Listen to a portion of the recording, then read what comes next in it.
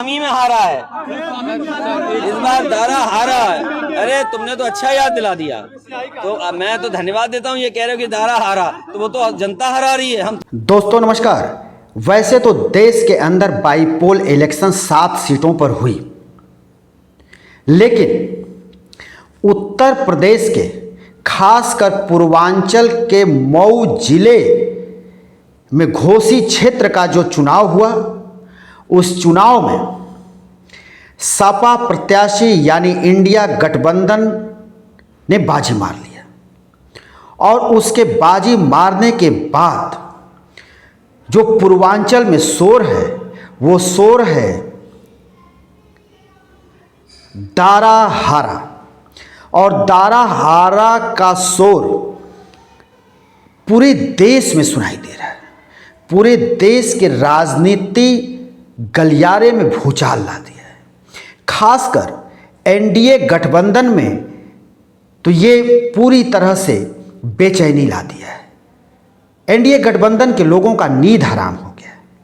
लेकिन हम आपको बताएं, ये दारा सिंह चौहान वही व्यक्ति है जो कभी कांग्रेस से चलकर बसपा और बसपा से फिर सपा और सपा से निकलकर भाजपा में गया, फिर समय पलटा खाया और भाजपा से सपा में और सपा से फिर भाजपा में।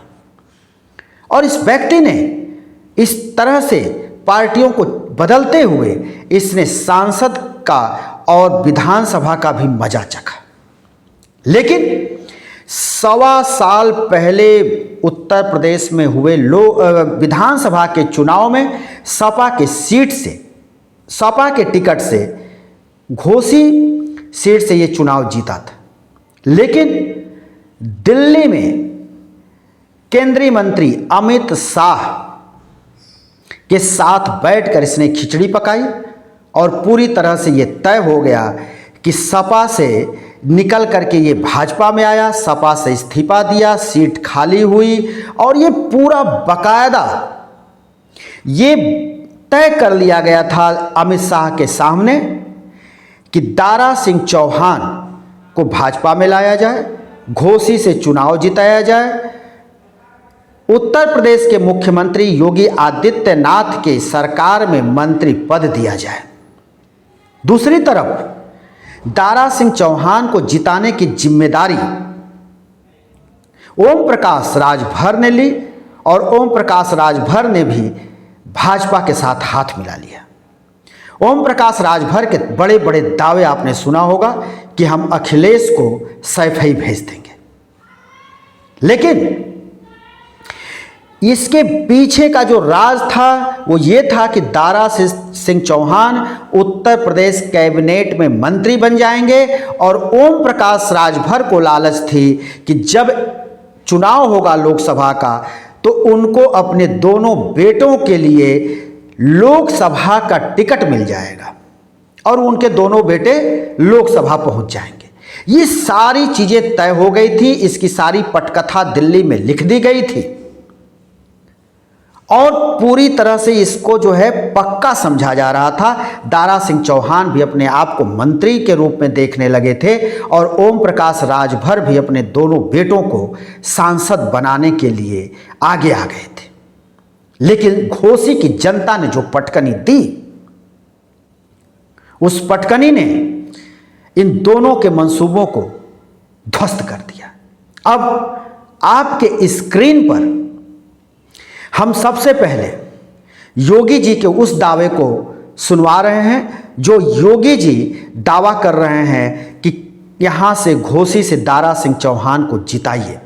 ये एक उनका वीडियो है और दूसरी वीडियो भी है इसी के साथ। हम आप देखिए, जिसमें कि अखिलेश यादव चुनाव जीतने के बाद, घोसी का चुनाव अपने पक्ष में करने के बाद वो किस तरह से कह रहे हैं कि दारा हारा। और यही दारा हारा का जो नारा है पूरे देश की राजनीतिक गलियारे में गूंज रहा है। और इसको ये देखा जा रहा है कि आने वाले वक्त में इंडिया गठबंधन, एनडीए गठबंधन को पछाड़ देगा। तो जरा पहले इस वीडियो को आप देखें। इसके बारे में सोचने की आवश्यकता है और इसीलिए मैं आपके पास आया हूं आपसे कहने के लिए सिद्धार्थ सिंह चौहान को भारी बहुमत से विजयी बना सकती थी। इस बार हारा, जिसका नाम लिया वो हारा, इस बार नामी में हारा है, इस बार दारा हारा है। अरे तुमने तो अच्छा याद दिला दिया। तो मैं तो धन्यवाद देता हूँ, ये कह रहे हो कि दारा हारा, तो वो तो जनता हरा रही है, हम थोड़ी हरा रहे हैं। इस दोनों वीडियो को आपने देखा। एक तरफ जो है मुख्यमंत्री योगी आदित्यनाथ दावे कर रहे थे चुनाव के दौरान, वो भी घोसी में आए थे तो चुनाव प्रचार करने के लिए। उन्होंने अपने एक उप मुख्यमंत्री को भी लगाया था, 25 मंत्रियों को उत्तर प्रदेश के लगा दिया था, 50 विधायक लगा दिया था। योगी आदित्यनाथ के लिए यह प्रतिष्ठा की सीट थी, भारतीय जनता पार्टी के लिए सबसे बड़ी प्रतिष्ठा की सीट थी, जहां से उसको जीत सुनिश्चित लग रही थी। वहीं एनडीए के सामने जो आज बन करके तैयार हुई है इंडिया गठबंधन ने अपने दांव खेले और उसमें कांग्रेस ने अपने प्रत्याशी को नहीं उतारा। वहीं बसपा ये कहते हुए पीछे हट गई कि हमको कैंडिडेट वहां नहीं मिला, और इसका परिणाम रहा कि अखिलेश यादव का प्रत्याशी वहां से चुनाव जीत गया और दारा सिंह चुनाव हार गए।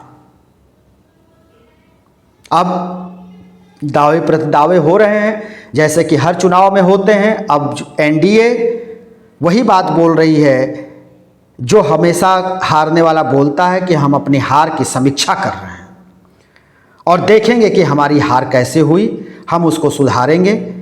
ओम प्रकाश राजभर कह रहे हैं कि हम योगी जी के और मोदी जी के कार्यों को जनता तक पहुंचाने में असफल रहे, जिससे हमको ये हार मिली। तो ये तो ठिकरा एक दूसरे के ऊपर फोड़ते हैं, इधर उधर बतियाते हैं, ये तो हर चुनाव में देखने को मिलता है।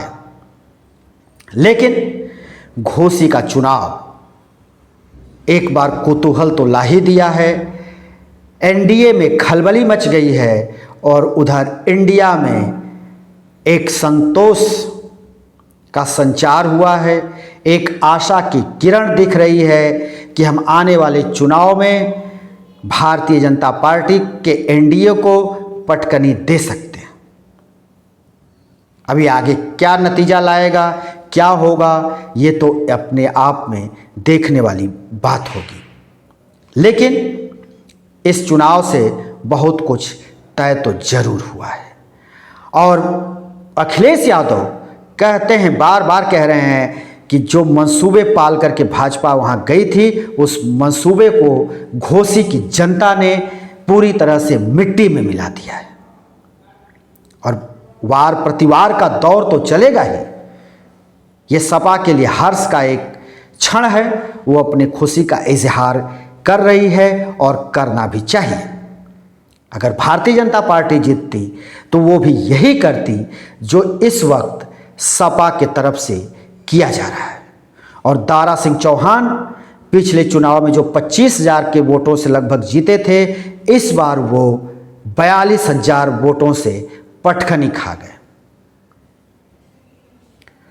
दोस्तों, अब आने वाले वक्त में ये देखना होगा कि 2024 में इस चुनाव नतीजे से क्या संकेत जाता है और किधर उठ बैठता है और उत्तर प्रदेश की राजनीति किधर जा रही है, ये सारा कुछ तय कर दिया एक छोटे से चुनाव ने।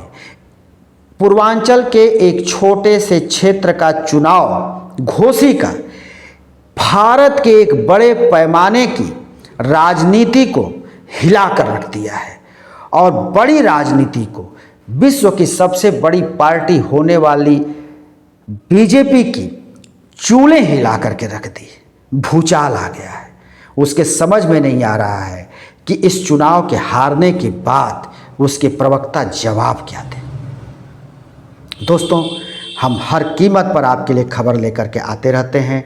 आपसे आग्रह है कि हमारे इस YouTube चैनल को अधिक से अधिक लाइक करें, शेयर करें, सब्सक्राइब करें और कमेंट बॉक्स में अपने राय जरूर लिख करके भेजा करें। हम फिर दूसरे किसी कार्यक्रम को लेकर हाजिर होंगे। तब तक के लिए शिवमूर्ति दुबे को दीजिए इजाजत।